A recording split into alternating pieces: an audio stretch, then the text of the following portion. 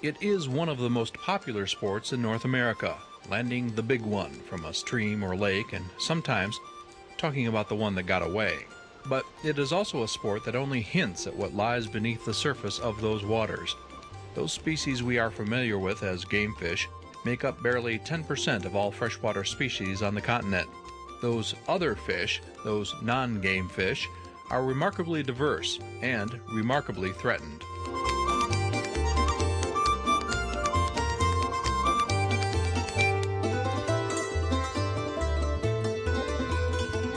There are many species of game fish in North America, the various types of trout sought by the serious fly fisher, the sunfish, including the largemouth and smallmouth bass and smaller species commonly referred to as panfish, and there are others, gar for example, and catfish. In fact, there is a fuzzy line between game and non-game species. Our definition of game fish is somewhat biased by perspective. Non-game fishes are actually used for food and by tradition in some places in the southern Appalachians. But generally, for the professionals, the game fish are those that are regulated by state agencies as to how many you can fish for and how many you can take.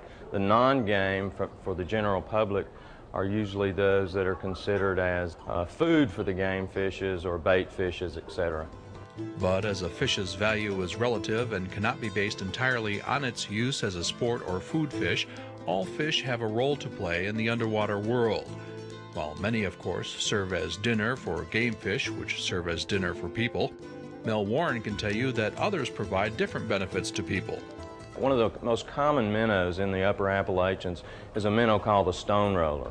And research has shown that that stone roller keeps the bottom of the streams clean, swept clean because of their mode of living there. That's an attribute that nobody pays for. It doesn't cost us any money. There's no